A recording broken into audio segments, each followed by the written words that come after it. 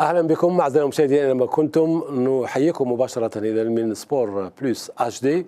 هنيئا للجزائر، هنيئا للجزائر، هنيئا للجزائر، التأهل للمرة الثانية للدوري الثاني. مباراة كانت صعبة، التعادل والفوز كان يكفي الجزائر. الجزائر كانت قريبة من الفوز لكن في الأخير التعادل. مهما يكن لن نلتقي إسبانيا، وإنما سنلتقي فريق آخر قريب من النمسا وهو منتخب سويسرا الذي يعرفه جيدا مدرب المنتخب الجزائري. هنيئا مرة أخرى، هنيئا لنا جميعا، هنيئا كابتن عمر. هنيئا لنا، هنيئا كابتن. مبروك علينا ان شاء الله المستقبل ان شاء الله. كابتن ناصر مبروك. ان شاء الله الى اقصى حد ان شاء الله. كابتن عبد القادر هنيئا. سنبدا نفكر في مباراة سويسرا او ما بعد سويسرا ايضا، لما لا؟ سويسرا نعم. لكن اول سويسرا. كيف شاهدت هذه المباراة؟ هل كنت تتوقع مثلا بأن هذه المباراة ستنتهي ب6 أهداف 3-3؟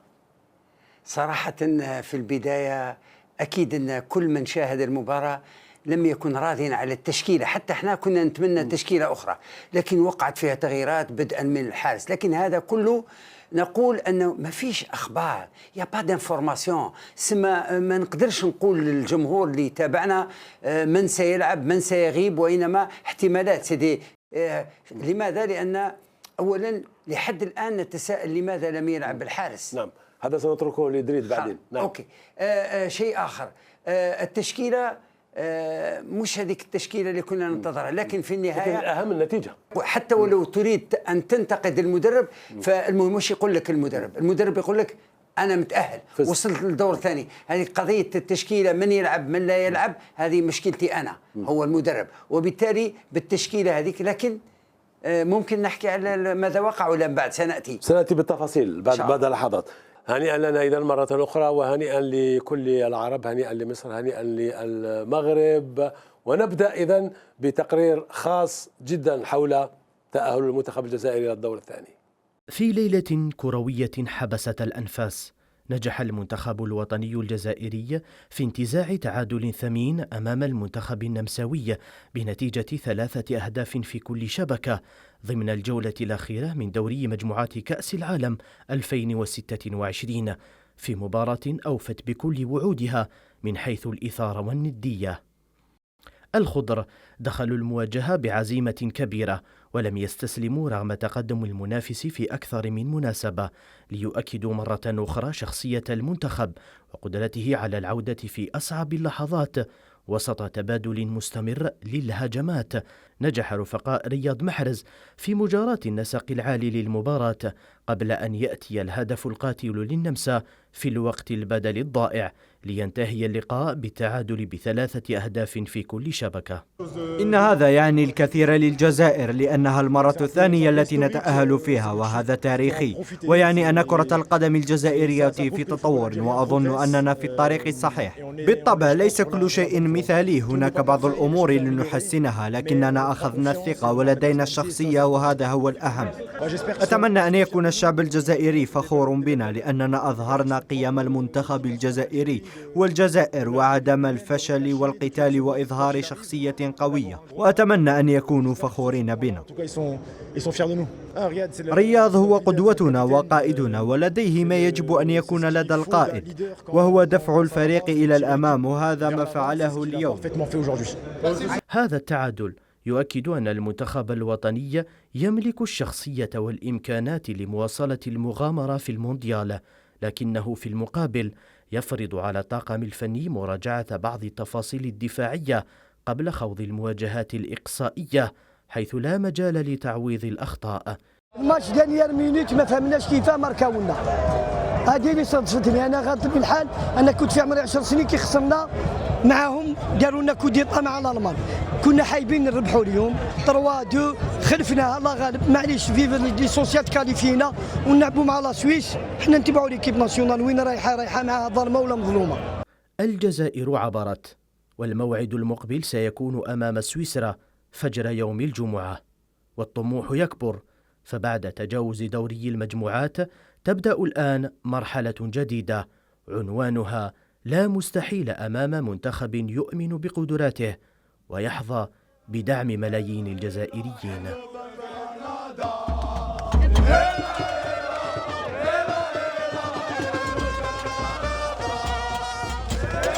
إذا الأهم هو التعادل هذا أيضا الذي يؤهلنا ونلتقي فريق ربما أقل مستوى مقارنة من إسبانيا، وإن كان ربما الجميع كان ينتظر بأننا سنلعب مع إسبانيا، لأن في لحظات فقط كنا متفوقين ب3-2.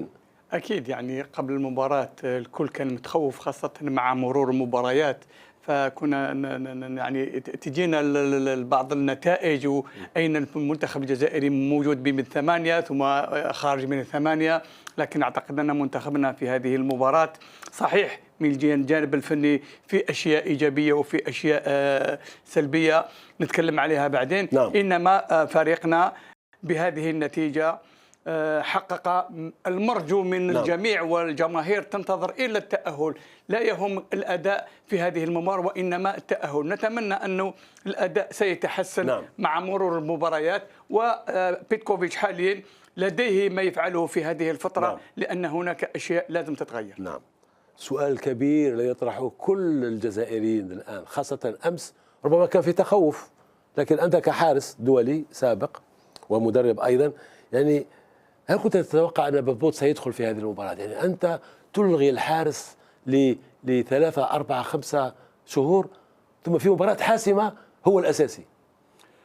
والله نتكلموا كباتنا اول شيء لي زانفورماسيون ما توصلناش، ما عندنا حتى اوكين انفورماسيون.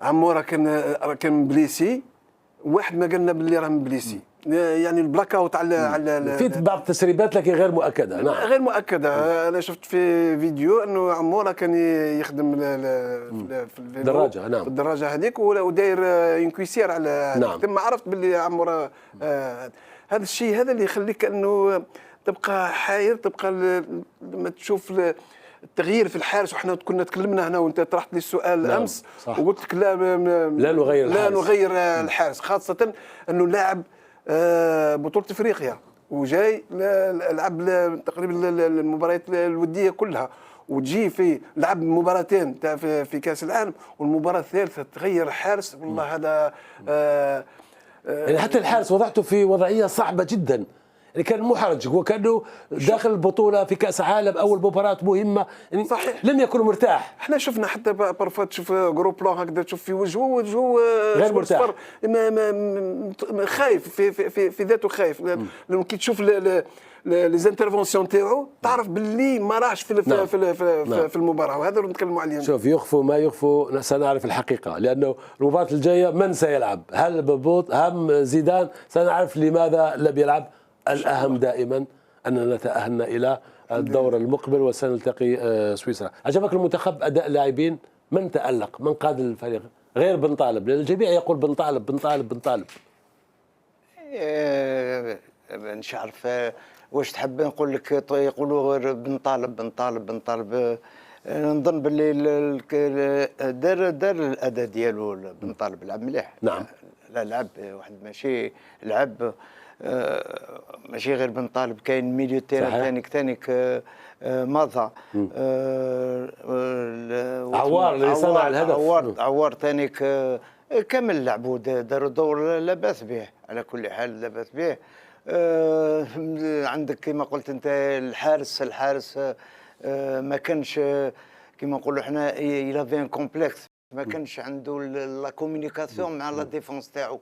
احنا شفناه باللي مسكين تسمى ممكن نفسيا ذهنيا ما كان واجد. ما كان والو، كان شغل ما كانش عنده الاتفاق مع لا ديفونس تاعو. نعم. اللعب شغل فيش تواصل كلام بينهم، ما فيش نعم. كلام على ديك اللي مسكين وكما يقول لك مونك ديكسبيريونس ثاني طبعا. اول مباراه في كاس العالم. الحارس اللي جارديان بيت تاعنا لازم لهم، نقول لك حاجه، لازم لهم خدمه بزاف. نعم. لازم خدمه صحيح. باش يلعبوا في فريق الوطني. والفرق الكبيره لديها حراس كبار، يعني الحارس الان يعني غير انه يلعب برجله، انه يلعب في نادي كبير، لكن الخبره الكبيره والتكوين، تكوين الحراس. مهما يكون نحن نمر الان الى المباراه، يعني المنتخب مسك الكرة لعب كرة، يعني في بعض الأحيان أرهق حتى النمساويين. شوف البداية في المباراة، نقول 20 دقيقة الأولى وجدنا صعوبة وارتكبنا أخطاء بالجملة يعني، وتلقينا هدف وحتى من الهدف يعني الحارس كان بإمكانه أن يخرج ويسبق اللاعب، يعني خلى المهاجم يوصل له ويسجله بواحد الطريقة غريبة شوي. وهذه نقص المشاركة. نعم، نقص المشاركة ونقص التجربة والكلام. هو حارس يعني الناس تتكلم بالبوط أحسن حارس وكذا، ولكن تفاجأنا لماذا لم يلعب بالحارس. المهم هذه مسؤولية المدرب. نقول الأخطاء لازلنا نرتكب نفس الأخطاء، يعني تكون كرات بين أخذ ورد ومن بعدين تضيع الفرصة، تضيع الكرة، ونخليو الدفاع يكون في حرج ويكون في مشكلة. هذه من جهة. لكن مثلا تفاجأنا كيف عوار لعب في هذه المباراة، وعوار غطى نوعا ما من الاداء تاع مازا، لانه وكانه عوار كان يضايق ويلعب ضد مازا، يعني مازا ما قدرش يلعب بكل امكاناته. ولكن لا يمكن ان نقول صنع هدفين. يعني الصدع الأول مهم جدا. الهدف الأول هو اللي صنعوا بتلك الطريقة الجميلة، والهدف الثاني كان على طبق من ذهب. نقول أن عوار بفضل هاتين اللقطتين نقول أنه أنسى الجمهور في أدائه اللي كان متواضع، ومش غير هو. ويبقى المشكل في الدفاع كذلك. يبقى المشكل في الدفاع، وعندما دخل بالعيد وكذا تغير، لكن في الدفاع ينبغي أن نرفع القبعة للاعب حجام الذي كان في المستوى، حتى بن سمعيني كان في المستوى. ويبدو أن أيضا يجب أن نلعب 3 مدافعين في المحور لكي تكون طبعا هذه المنطقة محمية كما ينبغي أمام حراس اللي قلنا ربما لم يكونوا في المستوى المنتظر. بصراحة الناس بدأوا يشككون، يقولون بأن قد فيه شيء في هذه المباراة، يعني اتفاق على التعادل. لا أتوقع بأن في هذا المستوى كان تم الاتفاق. أنا بصراحة الأخضر ولا لا أرى أن الفريقان يعني كأنه اتفقوا على أن يتعادلوا، لكن من منطلق المباراة الفريقان ب3 نقاط، فيكفي للفريقان نقطة واحدة للتأهل. فمن المنطقي أنه الفريق يلعب بحذر. شفنا يعني تقريبا في 20 دقيقة الأولى كانت عملية استكشاف يعني وتخوف من تلقي أهداف، إلا أن الهدف الأول النمساوي جاء عن خطأ يعني فادح الدفاعي، حيث تغلغل أرناطوفيتش في محور الدفاع بين بن سمعيني وماندي، والكل ينتظر متى الحكم يصفر. لا، ألعب الكرة إلى آخر رمق، ثم ماذا يحدث مع الحكم؟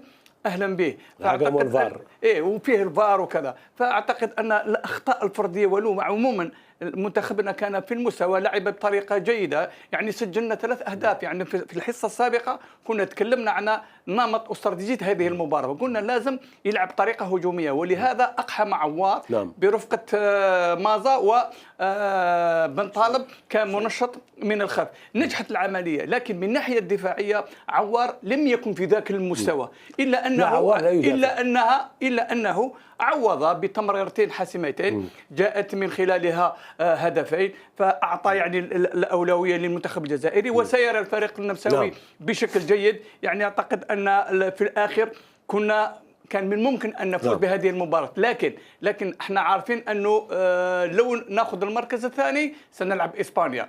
فبالتالي هذا الهدف المباغت اللي هو أتى عن طريق يعني هفوة من المدافع الذي لم يعرف احتواء المنافس، وبخطأ هذا تسجل الهدف. يعني احنا كنا نتمنى نلعب اسبانيا افضل يعني. لا، انا بصراحه اتمنى لا، لان اسبانيا فريق قوي. لماذا تفوز اذا؟ لان الفوز تلعب مع اسبانيا. بس اذا عندك خيار، ولو انه هذا الخيار لم نبحث عنه، لان الفريق الجزائري كان يبحث عن الفوز. وللذكر انه الهدف الثالث سجل في الاوقات الضائعه، لان هذا ناقص من التركيز واقص من المراقبه، وهذه كره القدم. احيانا اللاعب يضيع في الميدان لا يعرف ماذا يفعل. بالفعل. اذا الاهم دائما اننا تاهلنا حتى هذه اللحظه، لا يهم ان فزنا او تعادلنا، لكن هناك فرديات صنعت هذا الفوز من دون شك. الآن رياض محرز أسكت الجميع في الجزائر وخارج الجزائر، في العالم بأسره، سجل هدفين. صحيح. وفي البداية شفنا الفريق تاعنا، والحاجة كان في البداية بدأ بلوك أو. نعم. كان يدير بريسينغ على الفريق النمساوي. هذا الشيء ما شفناش في المباراتين السابقه. نعم اللي سبقوا. هذا وحده. شيء اخر انه لي زانديفيدواليتي تاعنا البارح عطاو ثمار، عطاو اضافه، خاصه كما تفضلوا الاخوه انه مازا كان ايتوفي بار لو بلاسمون تاع عوار. والله بعض الاحيان عوار كان ميم با متر عليه حوس يطلب البالون. انت كيما اون باس كي يقول لك اون باس كي ما تليمينيش بها مينيموم ان ادفيرسير سي با اون باس بوزيتيف. دونك كان يطلب قدامه لهنا. لاحظت انه البوست تاع شايبي ثاني تغير عليه، رجعوا في كانه ميليو ديفونسيف. بصح يدير هو لو رولي اونتر لاتاك الى لا ديفونس. هذا شايبي شفتوا ثاني دار دور ما شاء الله ونجح. نعم. بالنسبه مازا خصو واحد ممكن شايبي في بلاصه عوار، لانه شايبي ومازا ثنائي خطير للامام. خطير سريع ويذهب الى العمق. نعم. قلنا شحال من يوم نتكلموا على مازا انه هو يبغي توجور ان سوتيان ليه باش يلعب الاون دو تاعو. بارفوا يضرب لي زوج ثلاثه، خاصو اون باس باش يعاود يفوت هذوك لي ديفونسور هذاك ويروح فاس بالليبيت. بالنسبه للمحرز صحيح انه المباراتين اللي فاتوا هذوك كنا نقولوا محرز ما بقاش، وتكلمنا حتى قلنا لا الحاج موسى هو اللي المفروض هو اللي يدخل، ولكن امس ماشي لا اسكت كل لانه مشككين وحتى اللي انا نقول اسمحوا لي بهذا التعبير هذا دفنوه دفن قبل الاوان محرز. ولكن محرز لو يكون في يعني نقول نفسيا، خاصه نفسيا تشوف البروميي بوت لو بلاسمون تاعو كيفاش عوار دخل وهو بقى اون روتري، ولا فيزيون تاع عوار كيفاش شافوا هذاك تاع لو بلاسمون تاع محرز تاع ان كرون جوور. عرفت كيفاش والتبريره ولا لو تير هذاك ماشي لا سوبر برك. عرف كيفاش انه بورتون كان ديفونسور وكان الجارديان بيت، وعرف كيفاش انه يحطها في الزاويه البعيده. نعم. الفنيات عند الجزائريين خدمت المنتخب ككل. شاهدنا النمساويين عانوا كثيرا، تمريرات، مراوغات. يعني اللاعب الجزائري مازال عنده هذا السلاح. مازال هذا السلاح هذا عندنا اللاعبين مهاريين الجزائريين عندهم لا تكنيك كما يقول لك لا تكنيك. احنا شفنا النمساويين لعبوا افيك اون فورس ولا فيتاس، ولكن احنا الجزائريين تكنيك مي عرفوا كيفاش يقابلوا هذيك شدوا معاهم القوه. كي نشوفوا عوار كما قال لك عوار كيفاش دخل على اليسرى وعطاها المحرز، تشوف باللي كومام عندنا كومام لاعبين لاباس بهم وتاع مستوى، عندهم مستوى. خاطر مومون دوني كان يقول عوار كان اون باس دو ريتم اون باس دو فورم.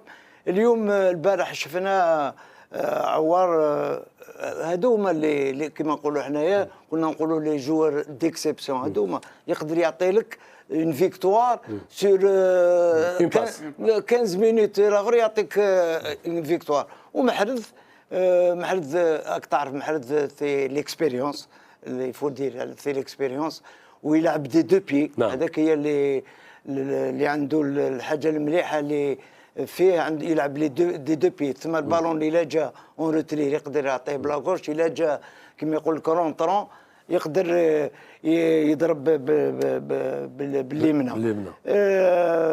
واش نقول لك لعبوا كانوا يرد الفعل لما احنا هما يسجلوا، احنا داروا كما يقول لك الممكن باش يسجلوا. كنا معاهم ايغاليتي كما يقول لك. ثم ما خليناهمش راحوا منين يسجلوا احنا نسجلوا. واللعب كان ايغال، ما كانوا يلعبوا في الكونتر وحنا كيف كنا نلعبوا في الكونتر. بالفعل اذا ما قاله كابتن عمر يعني شيء جميل جدا في المنتخب الجزائري ان رده الفعل كانت قويه. يعني يسجلوا علينا نسجلوا، لكن لماذا لا نكون نحن دائما السباقون؟ يعني نحن نسجل ونخلي المنافس بعد يلعب. احنا لماذا عندما نتلقى اهداف نلعب؟ ينبغي أن لا ننسى أن الفريق النمساوي كان متخوف من المنتخب الجزائري، ولاحظتوا أنه في أغلب الأحيان كل اللاعبين النمساويين في منطقتهم في منطقة الدفاع يعني عرفوا أن الخسارة تؤدي بهم إلى الإقصاء، وبالتالي لعبوا بالكونتر. احنا الشيء اللي أفرحني كثيرا أمس هو اللاعب سانتينيل اللي قدم مباراة كبيرة، هو بن طالب. بن طالب صراحة أدى مباراة كبيرة، لقى واحد الحرية في اللعب، قدر يسير المباراة، كان يعني يشوف عنده واحد لا فيزيون صراحة كانت مليحة. وكما قالوا لو كان الثلاثي يعني ثلاثي شعيبي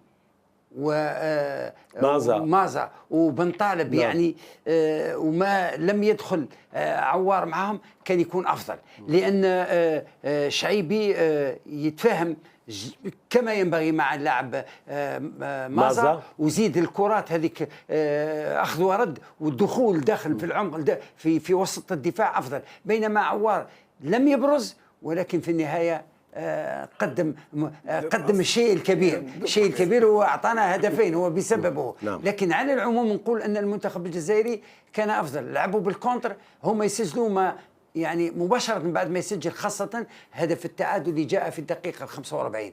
يعني لو أنهينا الشوط الأول بتقدم النمساوي راح تكون صعبة علينا. يعني بالتعود على غرف الملابس يجب أن تكون إما متعادل أو متقدم في النتيجة. التعادل هذا سهلنا المهمة، وأقول أن كان بإمكانه المنتخب الجزائري، لكن أنا مرتاح بالتعادل، لأن التعادل يعطينا ربما فرصة أفضل أمام سويسرا، أحسن من أننا نلعب مع إسبانيا في انتظار المباراة الأخرى. شكرا وأنا متفائل مع سويسرا صراحة، إن شاء الله. أنا متفائل، كلنا متفائلون.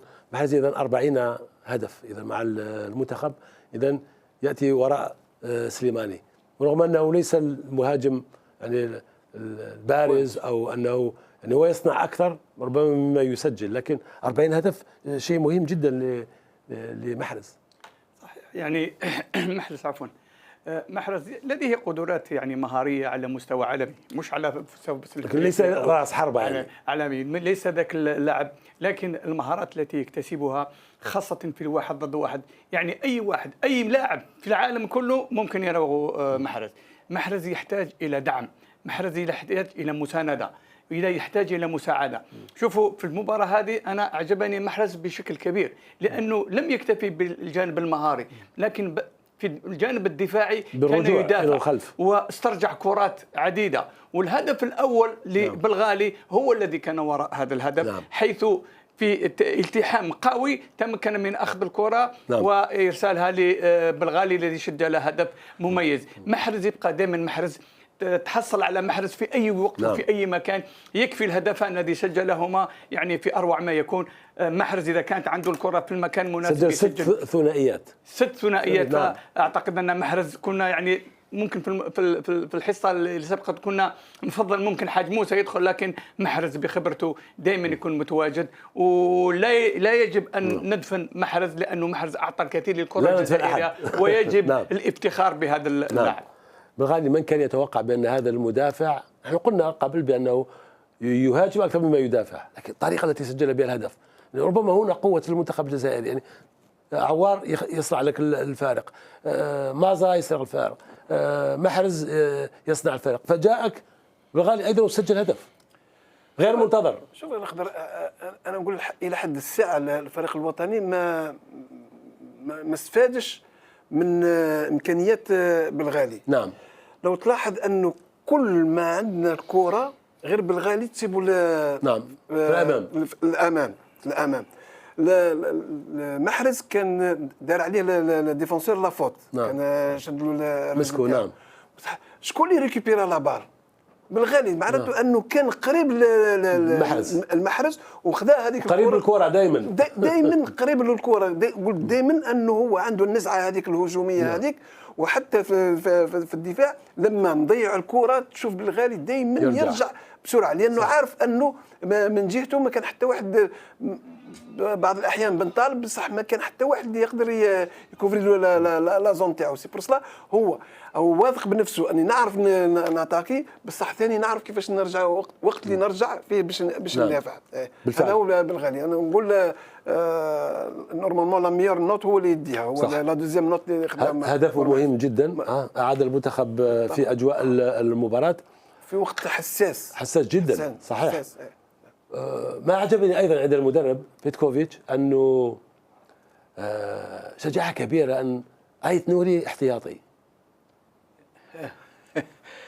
ايه واش نقول لك؟ شجاعه من المدرب. ايه المدرب شفت انا شفتوا شغل كما نقولوا حنايا كان مقلق. كان مقلق ونشوفوا في وجهه مقلق ومن بعد شفناه مع الاحتياطيين كيفاش كان يهضر معاهم اللي دخلوا، كيفاش كان يهضر كي خداو هذيك باش 2 دقائق هذيك فيها كان يوصي في اللاعبين كي محسوب الغلطات اللي كان يصلح فيهم، كان يصلح فيه الغلطات، وكان يهضر مع الاحتياطيين ثاني كان ثم يصبر فيهم، قال انت دوك تدخل وانت كذا وجد روحك كان يوجد فيهم. هذا المدرب على كل حال. احنا مازال ما درناش، مازال الحقيقه مازال ما درناش ثقه مليح فيه، خاطر علاه اللي كما قال لك دخل الحارس المرمى. بوط احنا ما عملناش باللي راح يدخل بن بوط. كان كما نقولوا احنا سيتي بريفي زيدان اون برانسيب. مي يدخل بن بوط ما فهمناش والله ما فهمنا. هم اعلم، هم ادرى ما حصل مع الحارس طبعا زيدان وايضا بن بوط. سنعرف الحقيقه ماذا حصل. الاهم دائما هو التعادل وطبعا التأهل. نحن كنا توقعنا بأن حجام يلعب على اليمين. نعم. في الاستوديو هنا.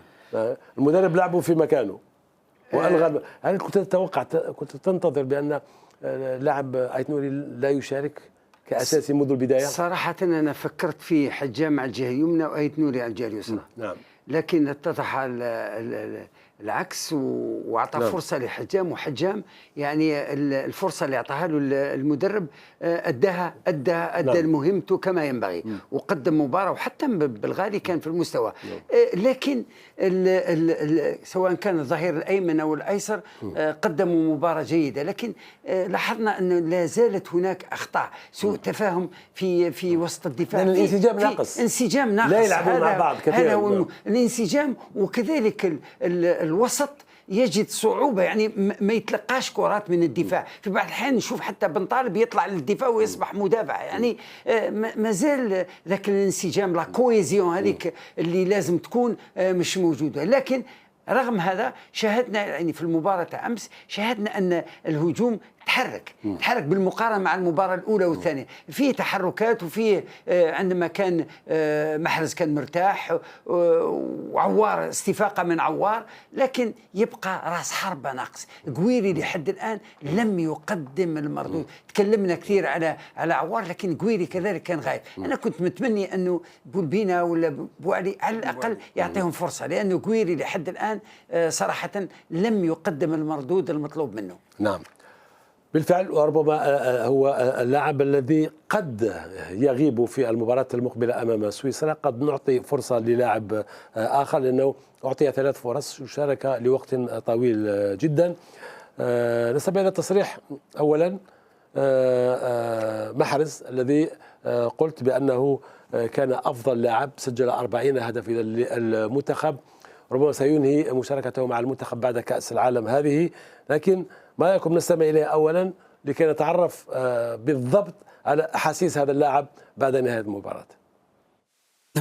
بالطبع الأهم في أمسية اليوم أننا تأهلنا. مباراة جيدة بأهداف كثيرة، ليس بالشيء الجيد لنا لأننا تلقينا أهداف ويجب العمل على هذا، لكن الأهم أننا سعداء جدا لأننا تأهلنا، وكان هذا هو الهدف منذ وصولنا إلى التأهل للمرة الثانية في التاريخ، والحمد لله نحن سعداء. الحمد لله on est content.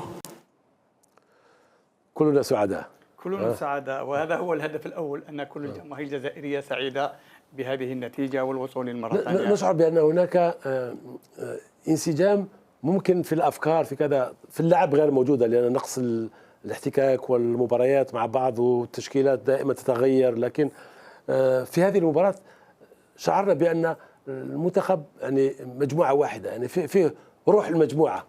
أكيد كانت فيه روح المجموعة، وأشياء كثيرة تغيرت في التشكيل، تغيرت في نظام اللعب، حيث كنا عارفين أنه الفريق السويسري لعبنا بأربعة، سيلعب بأربعة في الوسط، وبالتالي يعني حتى احنا الجزائر يعني أشركنا أربعة في وممكن ما تعودنا لهذا، حصل يعني تفاوت بين مثلا مازا وعوار، لكن اللعب بأربعة كان الاختيار الأنسب. إلا أن الجوانب السلبية هي تبقى دائما فردية، هي ضياع الكرة بسهولة، أحيانا الخطوط بعيدة، أحيانا المسافات بين اللاعبين خاصة في الدفاع. شفنا الهدف الأول كيف تسجل عن طريق كرة سهلة في المحور أرناوتوفيتش، يعني داخل بين بن سبيعني وماندي وسجل الهدف. لا اسمه بن سبعيني يعني دخل بسهوله. لو كانت المسافات بين اللاعبين ضيقه فمن الصعب انه ارناوتوفيتش يتمكن من التوغل. كذلك في الهدف الثاني غلطه من حجام، لانه ما قدر يحتوي المنافس اللي أخذ منه الكرة فهذه الأخطاء هي الجوانب السلبية، وهي بسيطة وسهلة للتعديل. فأعتقد أن منتخبنا من الناحية الهجومية لديه، وشفنا العديد من المحاولات سواء من شعيبي الذي كرته ارتطمت في القائم الأيمن الحارس، شفنا شيبي كذلك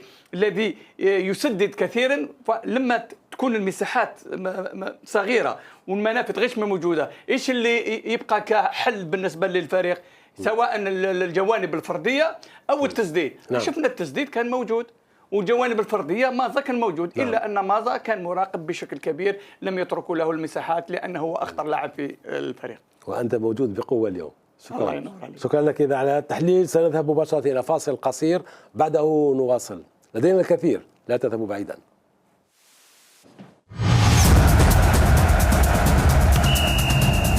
الخطوط الجوية الجزائرية، الراعي الرسمي للاتحادية الجزائرية لكرة القدم والناقل الرسمي للفريق الوطني. في عالم تتشابه فيه الوجهات، تبقى بعض الأماكن استثنائية، حيث تلتقي الفخامة بالراحة وتتحول اللحظات إلى ذكريات لا تنسى. هنا كل تفصيل يصاغ بعناية، وكل إقامة تمنحك إحساساً فريداً. أتلانتيس، حيث ترتقي الضيافة وتولد اللحظات الاستثنائية. مجموعة أتلانتيس، عيش الاستثناء. Il est des instants qui ne se mesurent pas en secondes, mais en ce qu'ils éveillent en nous comme émotion. Je ne suis pas ici pour prouver quoi que ce soit, mais pour me souvenir que la réussite se construit de l'intérieur. Me souvenir que tout ce que j'ai donné m'est revenu, dans une joie qui a fait vibrer tout un peuple. Et là, ces mots résonnent en moi. Tu es la vie, et la vie n'est que ce que tu lui donnes. كابس ألو. إذن هي بطولة مليئة بالمفاجآت وإحصائيات وأرقام قياسية لدى المنتخبات الصغيرة ولدى الكبيرة أيضا. مع الكابتن نصر الدين دريد إذن سنتعرف على أهم هذه الإحصائيات. تفضل كابتن. في لحد الساعة لعبت 72 مباراة، تسجل فيها 210 هدف، كانت فيها الكروت 121 الصفراء، والحمراء كانت 10 كروت. بالنسبة لأحسن هجوم كان إلى حد الساعة هجوم فرنسا ب10، هولندا ب10، ألمانيا ب10، كندا ب8، وليزيتازوني ب8. بالنسبة للميور ديفونس اللي ما تسجلوا عليهم حتى هدف إلى حد الساعة هما المكسيك وإسبانيا. لي ماتش سون بوت ما تسجل فيهم اهداف كان ست مباريات في من ضمن 72 مباراه هذه. لي موفيز ديفونس مع الاسف هما دول عربيه تونس، العراق، قطر وزيلندا الجديده. نعم. هذه بالنسبه لموفيز اتاك الى حد الساعه ثاني العراق، السعوديه واوزبكستان سجلوا غير هدف واحد. كان فيه دول تأهلت بهدفين مسجله غير هدفين، كان دول مسجلين اكثر من 3 اهداف وما تأهلوش للدور الثاني. هذه الدول اللي تأهلت هي كاب فير، الاكوادور، باراغواي وغانا، سجلوا غير هدفين. بالنسبه احسن هدافين لحد الساعه ميسي ب6 اهداف، ودخل في الدقيقه 60 وفي الدقيقه 80 10 دقائق من بعد سجل الهدف تاعو السادس. معناته انه يولي هذا اللي موراه هذا اني توجور راني جو سوي بريزون، خاصه مبابي الذي يلاحقه. مبابي ب4 اهداف، هالاند ب4 اهداف، فينيسيوس ب4 اهداف، وديمبيلي ب4 اهداف. نعم. هذه هي الاحصائيات اللي كانت في حوزتنا ان شاء الله. وشكرا، ونتمنى ان شاء الله التوفيق لمنتخبنا ان شاء الله في المستقبل. خاصة المنتخب الجزائري يسجل إذن 3 أهداف لمنتخب أوروبي، وهذا ما لم يحدث منذ عمر بطروني منذ 1975، وذلك في ألعاب البحر الأبيض المتوسط عندما فازت الجزائر على فرنسا ب3 أهداف مقابل هدفين. إذن نادرا ما نشاهد المنتخب الجزائري يسجل ضد الأوروبيين 3 أهداف. سيسجلوا 3 أهداف. اللاعبين تاع الجزائريين احنا قادرين باللي نقدروا نسجلوا مع اوروبا. خلاص اليوم الكرة القدم هذه راهي رجعنا نتنافسوا كيف مع الاوروبيين، مع عندنا مستوى قريب كيف راك شفت مع النمسا كيف لعبوا الجزائريين. وان شاء الله تبقى هكذايا مع ان شاء الله مع سويسرا تانيك تكون مقابله كيف وتون يزيدوا. خاطر شوف مدوا الاداء تاعهم اليوم مع وراونا باللي يقدروا يغاليزيو شاك مومون يغاليزيو. دونك البروشان ماتش ان شاء الله مع سويسرا يزيدوا اكثر. خلاص دوك كما نقولوا راهم تنطلقوا في نعم تحرروا والله تحرروا. عرفوا كيف هكذا اللاعبين كامل في الوسط، عندك شويه برك في الدفاع لازم الغلطات هذوك لازم يصلحوهم هذه الخطره ان شاء الله، ويشوف شكون لازم يدير في الدفاع. نعم. باش ما تزيدش صرنا واش صرنا مع النمسا. وربما الدفاع يكون مرتاح اكثر عندما نلعب 3 مدافعين في وسط الدفاع. يعني مهما يكون سجلنا اهداف لكن تلقينا اهداف كثيره ايضا. صحيح، هذا هو المشكل الكبير دائما. يعني 7 أهداف عندنا في الدفاع وخاصه في المحور. نعم. انه لو تشوف الاهداف منين جات، الهدف الاول خاصه من المفروض انه لازم تكون فيه كوفرتور. وصحيح بن بوط كان من المفروض انه يكون افونسي شويه، لانه الكره كانت قريبه منه بعيده على المهاجم. كان ممكن هو يخرج وياخذ الكره هذيك بسهوله، ولكن احنا قلنا وهدرنا نحن لا نحمله المسؤوليه. ماشي نحاول. هو كان ممكن مندهش ولا هذيك اللي ما كانش يستطوندي با اللي يكون تيتولار ولا هذه، ممكن الاشياء هذه سور بلان بسيكولوجيك. ولكن دائما نقول هذه الاخطاء اللي تندار في لاكس سنترال ما الى حد الساعه ما صبنا لهاش حل. شيء اخر ثاني كان تكلم ناصر على الاخطاء بارفوا الميليو تيران او عنده لا بال بصح ينتروف با دي سوليسيون باش يقدر يمرر تسهيل مهمه حامل الكره، تسهيل مهمه حامل الكره، لانه علاش ما يسيبش هذيك نرجعوا للور نلعبوا اللاتيرال، لان نلوموا فيهم باللي راكم تلعبوا بزاف في اللاتيرال، مي فو تيتر سور التيران بور كومبروندر. وعلاش ما رانيش نعطيها للامام؟ لان ما فيش طلب الكره، ما كانش طلب الكره. والله شفنا هذا بن ناصر كان يعملها كثير، يعطيك الصحه هذا ولا، ولكن الله غالب غايب. الله غالب. شفت موندي ولا بن سبعيني كانوا اشاك فوا يطلبوا من الوسط ارواح تاخذ الكره، ارواح حتى بن طالب كي تكون عنده الكره ما عندوش دي سوليسيون.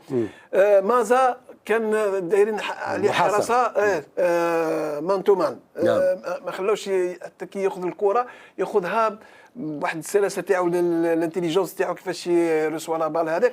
ولكن الامام ما زلنا غايبين بزاف على لي سوليسيون. يبدو التحرر جاء اذا بعد تسجيل 3 أهداف اذا في مرمى منتخب اوروبي. نستمع تصريح اخر لمحرز. كنا نلعب وكانوا متراجعين، وفي الدقائق الأخيرة تأتيك كرة في المنطقة يجب أن تسجلها، يجب أن أحترم كرة القدم ويجب أن أسجل. هذه هي كرة القدم، يجب احترامها. والشيء الجيد لهم أنهم سجلوا وتأهلوا وتأهلنا معا، وهذا هو الأهم اليوم. حلوة الإنجليزية تاعو. كابتن، يعني قال احترمت كرة القدم، ماذا يقصد؟ احترم كرة القدم، كان ممكن يضيعها ولا كيف؟ لا، اللاعب المحترف دائما يحترم الخصم أولا. هو لاعب محترف. أول شيء أنك عندما تكون محترف تحترم الخصم حتى ولو كان ضعيف، لأن هذه مباراة كرة القدم. لماذا تحترمه؟ لأنه في غالب الأحيان الفوز يعود للفريق القوي، ولكن فيه مفاجآت كذلك. وهنا كنا متقدمين في النتيجة، وبعد نقولوا دقيقة أو أقل من دقيقة تمكنوا أن يعدلوا النتيجة. هذه معناها جاءت من خطأ، يعني بعد كرات أخذ ورد، يعني حاولنا نضيع الفرصة، حاولنا أن ننهي المباراة بالفوز، لكن عندما ضاعت الكرة أصبحت خطورة وهدف. شوف كيف اللاعب سجل. بصراحة تمنيت التعادل. أنا معك، تمنيت التعادل لأن حبينا نروحوا بعيد في كأس العالم. ومع إسبانيا صراحة صعبة. يعني حتى ولو الناس تبدأ تقول حتى من إسبانيا مش فريق قوي كما كانوا يقولوا على الأرجنتين، أنا يعني المهم أننا أنا أفضل أن نلعب مع سويسرا، لأنه هو المدرب هذا يعرف جيد درب المنتخب السويسري ودرب في سويسرا، إذا وفاز على إسبانيا. نعم، ويعرف كرة القدم، وبالتالي 2010 احنا نتمنى أننا نلعب مع سويسرا. لكن على العموم نقول ونكرر، والكل أكيد أنه متفق معي أن المنتخب لازم له عمل آخر، ولازم العمل خاصة في الدفاع وفي التنسيق بين الخطوط الثلاثة. خاصة الآن المنتخب تحرر، أنت في الدور الثاني تلعب، والمنافس أيضا ليس ذاك المنتخب القوي مقارنة بكبار القوم فرنسا وإسبانيا، يعني منتخبات قوية جدا. لكن الآن عندك فرصة تقدر تلعب، تقدر تتأهل. أكيد. يعني أنا قبل ما أجيب على هذا السؤال بيرجع لكلمة اللي قالها مريض محرز، أنه لازم تحترم الكرة. احترام الكرة ليس فقط احترام المنافس، وإنما تحترم نفسك أول شيء بأداء الواجب، كذلك تحترم أصدقائك. بماذا؟ بالمساعدة، بالمساندة، بالجهد البدني المطلوب، مساعدة زميلك. إذا أخفق زميلك لازم أنت تعوض عليه، لا تتركه في محنة. هذا هو احترام الكرة. لما اللاعب يؤدي بهذا الشكل، فأكيد الفريق بصفة عامة إذا الكل يقوم بواجباته أكيد سيكون الفريق والسؤال اللي طحت عليه الثاني اللي قلت لي عليه ما نسيت أنا أيضا والله غير يعني قلت أنا كنت أفكر في موضوع آخر بصراحة، يعني لأنه الآن بلغني بأن لاعبنا المتألق يعني مازا يعني نجح الآن في الدور الأول كأول لاعب يراوغ 12 مراوغة ناجحة. تصور تفوق حتى على لامين كابتن. هذا 12 مراوغة ناجحة. هذا اللاعب هذا نعم ينجح حتى في فريقه مع فرق كبيرة وفي أوروبا، لأن هذا اللاعب القدرات المراوغة عنده سهلة كأنه واحد بيشرب مية. فاعتقد ان هذا اللاعب اضافه كبيره لمنتخبنا رغم صغر سنه، وكل الانديه العالميه تتهاتف للتعاقد مع هذا اللاعب. يعني يكفي ان نفتخر بوجود مازا في فريقنا، ونتمنى له يعني مستقبل ظاهر ومستقبل مع المنتخب الجزائري، بما انه اختار المنتخب الجزائري بكل عزه وكرامه لبلدنا العزيز، بلد المليون ونصف شهيد. فاتمنى بالنسبه لهذا اللاعب ان يكون في نادي أكبر حتى نرى كل قدراته وإمكانياته في أعلى المستويات، ولما لا الفوز بألقاب كبيرة كما سبقوه أمثال محرز وماجر في هذا المجال لتمثيل الكرة الجزائرية خارج البلد. ويبقى المنتخب إذن يحقق نتائج إيجابية، يعني من 32 مباراة أظن فاز 23 مباراة، يعني المدرب حقق أرقام قياسية، يعني هذه المرة السادسة عشرة يفوز بالطبع في الرسميات. لو تجي دير الاحصائيات وهذه اسمه المشوار تاعو تري بوزيتيف الى حد الساعه.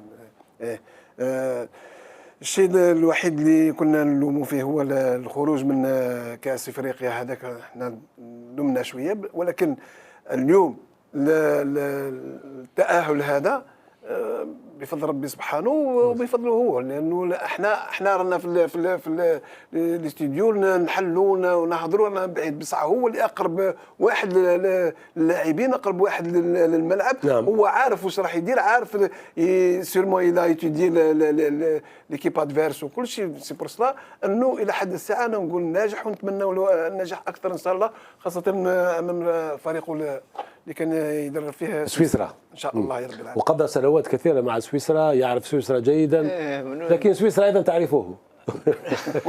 يعرفوه تعرفوا بعض ولكن كما قال لك مدرب على بالك اللي امبريفيزيبل، ما نفهموش على بالك، ما نفهموش كيفاش يخرج بواحد الخرجات، غامض حتى يمشي كذا وكانه تائه، خرج بواحد الخرجات ولا يبتسم. هاك تشوف الاعلاميين ما على بالهمش شكون مريض وشكون اللي ما يلعبش وشكون بليثي وشكون ما يخرج. ممكن المقصود هذه عشان يبعد الضغط على اللاعبين، يبعد عليهم المعسكر. اخر مره تحضير مباراه هذه النمسا منع كل شيء، تليفونات، الموبايل، الاتصالات، الخروج، كل شيء كان ممنوع. لهذا شاهدنا المنتخب كان جاهز ومركز. لازم هذه المدرب والطاقم الفني تاعو لازم يديروا كما نقولوا حنايا. نعم. براج على اللاعبين، ما لازمش على بالك في الدورة هذا تاع كاس عالم وكاس افريقيا، وهاك شفت لعبنا واش لعبنا المدات اللي جازوا وكذا والدنيا. اللاعبين المدرب كل يوم يحتفظ على اللاعبين، ما لازمش. نحكي لك حكايه. تفضل. كنا في سان جويي مغلوقين، ما كان والو ما كان لا تليفون لا عندي العجوز ديما مسكينه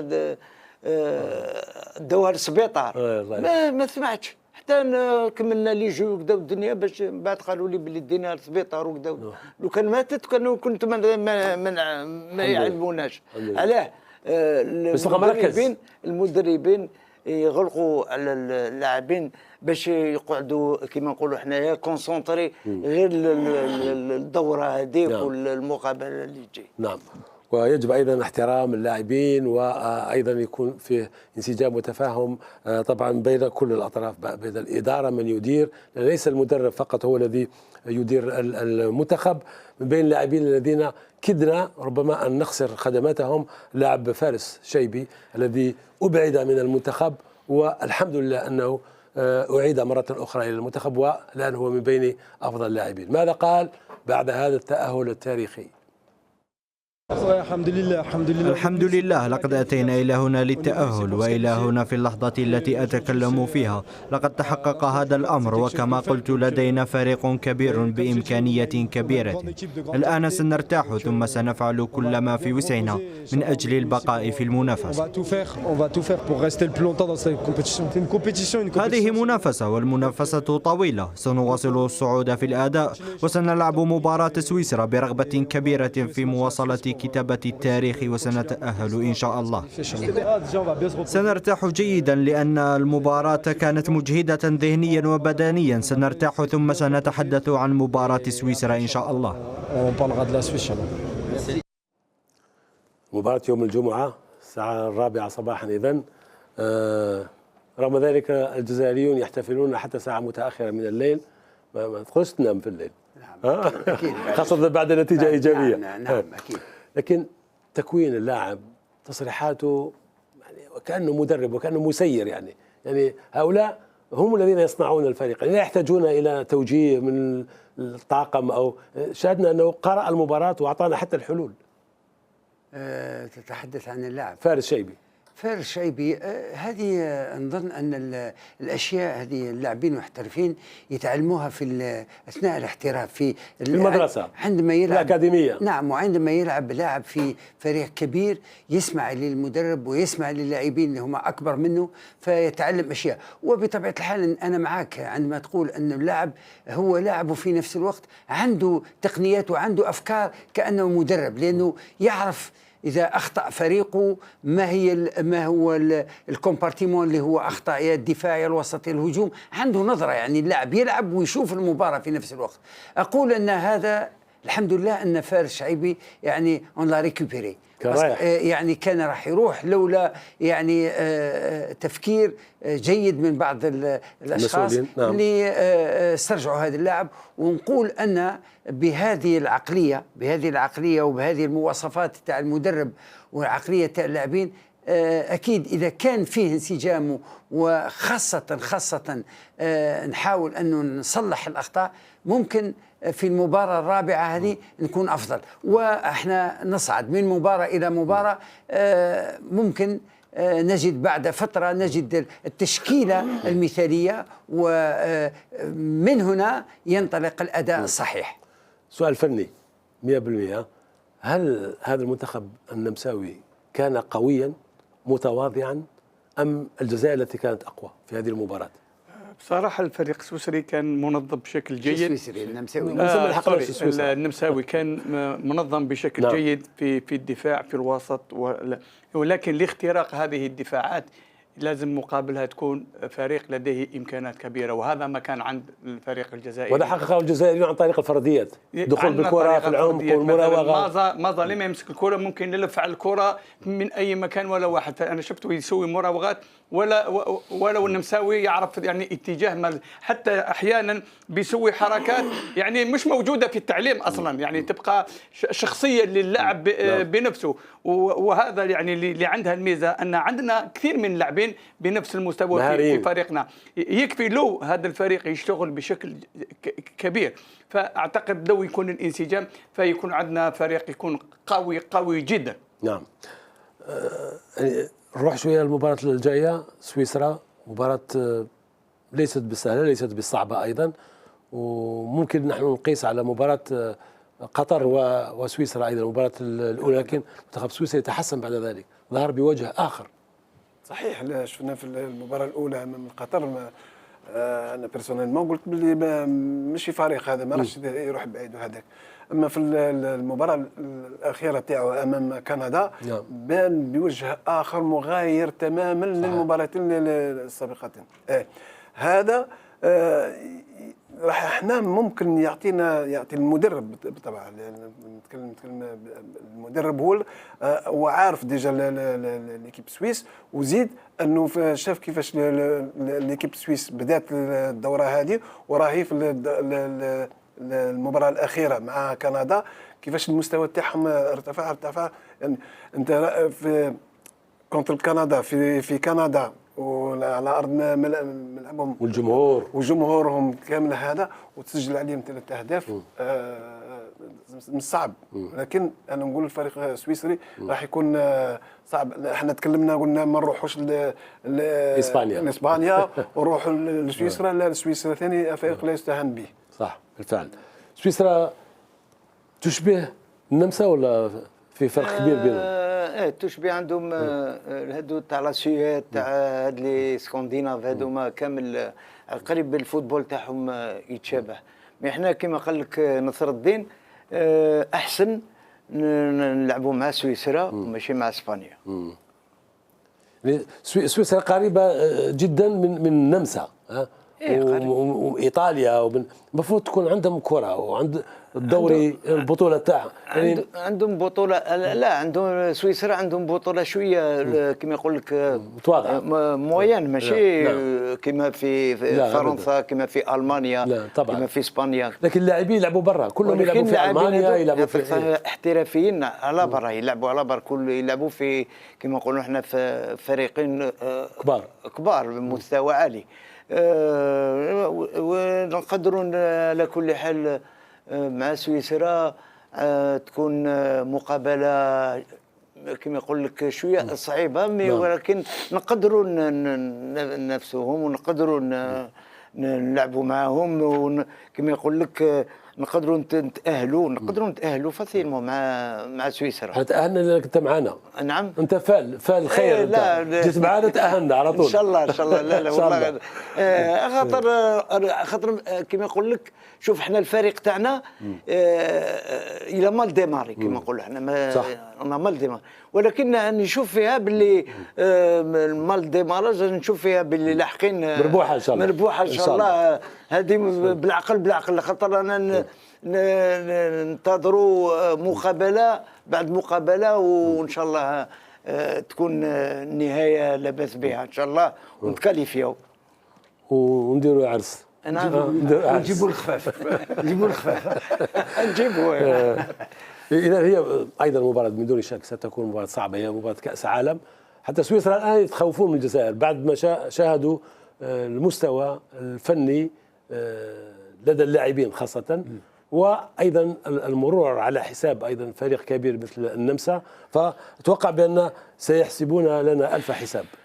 شوف الأخضر، سويسرا نقولوا أن الدوري تاعهم يعني بالمقارنة مع الدوريات الألمانية والإنجليزية الخمسة الكبيرة في أوروبا أكيد أنه أضعف، ولكن لا ننسى أن فريق بازل وصل كم من مرة إلى أدوار متقدمة في بطولة أوروبا للأندية البطلة، وبالتالي الفريق الوحيد نعم. وعندهم كذلك لاعبين يلعبون يشطون في دوريات كبيرة، ولذا وزيد بالإضافة إلى كل هذا دائما الفريق السويسري في المنافسات الدولية الكبيرة يوصل إلى حد بعيد. نعم. وبالتالي نقول أن الآن ينبغي أن لا نفكر هل سويسرا أقوى أو أضعف، ولكن نفكر كيف نلعب باش نفوز. هذا هو اللي لازم. احنا ما يهمناش الخصم، اكيد انه المدرب راح يتعرف على كل كبيره وصغيره الموجوده في المنتخب السويسري، لكن اهم شيء هو ان المنتخب الجزائري يلعب بشكل جيد حتى يتخطى هذا المنافس ويتاهل للدور القادم ان شاء الله. حتى اللاعبون الان قد لا نشاهد نفس التشكيل الذي لعب المباريات الثلاثه الاخيره مثلا، ممكن يكون في تغييرات ايضا، ممكن هناك رؤيه للمدرب. غويري مثلا لا أتوقع بأنه سيعود إلى الفريق الأساسي منذ البداية. صحيح، أعتقد أن المدرب بيتكوفيتش على دراية تامة بما حصل خلال هذه 3 مباريات، وأكيد عنده نقاط يعني مسجلة في كنشه لمراجعة في الأخير ماذا حصل في هذا الدور. فيه أشياء إيجابية كثيرة موجودة، وكذلك فيه أشياء سلبية، فأكيد سيعمل بجدية على محو هذه السلبيات بإعطاء إرشادات للاعبين عن طريق يعني ملاقات، وكذلك عن طريق تمارينات في الملعب، لأن اللاعب عشان يستوعب بالدور لازم ينزل للملعب. فأعتقد أن بيتكوفيتش لديه من الحنكة أن يتوصل للعمل. شاهدنا لاعب حوالي 10 ثواني. نعم، شاهدنا لاعب حوالي 10 ثواني. ايه هو جيمس في اخر المطاف كنا نقول انه ما دخل لاعب، فهو دخل لاعب، فاكيد الدخول هذا يعني مش عنده يعني تضييع وقت، يعني هي تضييع وقت، لان الفريق كان يحتاج الى ممكن دقيقتين زياده ونفوز، لكن هذه الكره والكره تنتهي في اخر المطاف. نعم. بعد صافره الحكم لم نتمكن بالاحتفاظ بالنتيجه، لكن على العموم الكل يعني مرتاح بالمركز الثالث لعدم مقابلة إسبانيا، لأن إسبانيا فريق قوي، لكن حظوظنا مع الفريق السويسري موجودة. يبقى أنه الفريق يشتغل بشكل جيد في هذه الفترة، ولما لا تحقيق فوز والذهاب إلى الدور المقبل. هذا ما نتمنى. إذن المنتخب من دون شك لديه الوقت الآن حتى يوم الجمعة ليحضر هذه المباراة لكي يرتاح، لكي ينتهي من الاحتفالات بهذا الفوز التاريخي بالنسبة للكرة. كابتن، هل تتوقع بأن زيدان سيعود؟ لو ما فيش إصابات راح يرجع لأنه ما نطيحوش من قيمة بنبوط، ولكن كانت فيه أخطاء ممكن إلى حد الساعة كما تفضلت خارج عن إرادته، لأنه أول مشاركة ممكن لم يكن جاهز ذهنيا لكي يلعب. هذا ممكن أخباره مؤخرا سيرمون بالك صارت حاجة لزيدان على ذلك ما دخلوش يلعب، لأنه كنا كامل نعذروا انه زيدان ما راحش جامي فاتتر سور بونتوش. البارح خلعنا كيفاش زيدان سور بونتوش، دونك ما عرفناش. نهار اللي نعرفوا تما نقدروا نبورتي جوجمون سور لونترينور ولا سور لو غارديان بيت. مرة سألت التالي لماذا لم يشرك عتوقة في كأس العالم؟ تصور أنت الساعة 12 بالليل قرر أنه عتوقة لن يلعب المباراة، لعب كل التصفيات وجاء حارس آخر شاب ولعب المباراة وحققوا نتيجة. يعني في بعض الأحيان الحارس يجب ذهنيا أن يكون جاهز، ممكن ما كان جاهز، ممكن أخبروه مؤخرا اللحظات الأخيرة أنت غدا تلعب. شوف نرجع لاكوب دافريك. بنبوط ابري لاكوب دافريك انعزل، قال ما نزيدش. نعم، انسحب. صح، انسحب. ومن بعد عاودوا رجعوه. هل هذا الحارس هذا ذهنيا كان واجد انه يرجع وبالرغبه تاعو يرجع للفريق الوطني؟ حتى ولا رجع اسكو راح يعطي هذاك لو روندمون فولو بار لونترينور ولا لونترينور دي غارديان بيت؟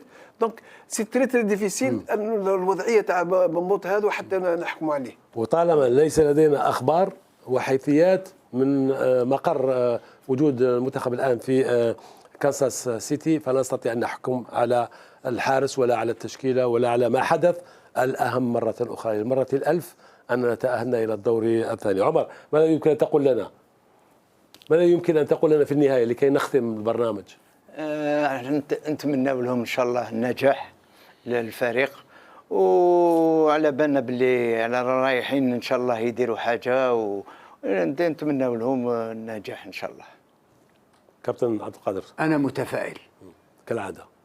أكيد تفاؤل، وإن شاء الله المنتخب الجزائري في الدور المقبل. ما فيش تعادل الآن وكذا تفوز لا أو تفوز الحين، ما في تعادل ولا حسابات ولا لازم تفوز بأي طريقة، فوز بهدفين مهم الفوز. هذا ما نتمناه. كابتن ناصر، أنا نظن أنه اللاعبين ولا حتى المدرب هم واعيين بالمهمة، وراح يشوفوا منتخب أقوى الفيديو تاع المباراة تاع أمس، وراح يشوفوا يصلحوا الأخطاء، ونتمنوا أنه تكون إن شاء الله مباراة قوية وفيها الفوز بإذن الله. إن شاء الله يكون في تركيز كبير إذن في هذه المباراة، خاصة في المنظومة الدفاعية، في الدفاع وفي الحارس الذي سيتولى حراسة المرمى دون أن نتدخل في شؤون المنتخب. هنيئا لنا مرة أخرى. نشكر الكباتنة. كابتن عمر، شكرا جزيلا. شكرا. الله يسلمك. شكرا لك كابتن. شكرا ناصر وعبد القادر ومكيداش ونصر الدين وانتايا. يعطيكم الصحة. يعطيكم الصحة. جالس لاباس. أي وقت، هذا البيت بيتك. إن شاء الله نكونوا مربوحين برك الفريق. أي يوم تحب تجي تفضل. هذا البيت بيتك. الله يسلمك. مشكورين إذا كابتن ناصر وكابتن عبد القادر. إذا نشكركم أعزائي المشاهدين على وفائكم، وننهي معكم بفرحة أنصار المنتخب الجزائري الأوفياء مهما كانت النتيجة. إلى اللقاء.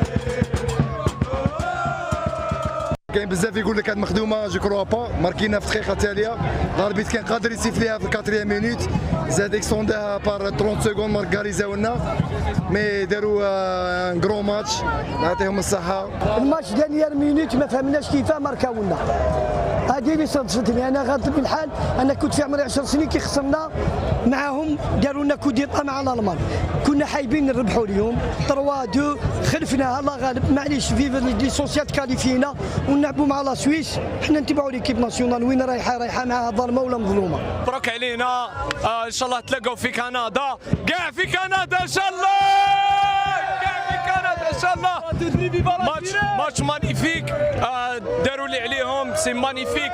ان شاء الله نيكست راوند وي ويل بي ات كندا. المقابله كانت مليحه، بيزار شويه كيف ماركينا 3-3، مي تشك شويه مخدومه، مي الحمد لله ليسونسيال كاليفينا وايفيتينا لاسبان، الحمد لله كي ماركاونا 3 ماناش خايفين، مي الواحد كيما نقولوا يكون حذر خير ما يطيح في البياج، والحمد لله على لا فيكتوار لا كاليفيكاسيون، والباقي افضل ان شاء الله. بارك الله فيكم، وان شاء الله الماتش الجاي ان شاء الله كونتر سويسرا ان شاء الله نكاليفيو، الوقت تاع الصح هذا وين نبدا، واش كنا نلعبوا كنا مازال ما نبداو، هذا وقت الصح وان شاء الله نربحوا.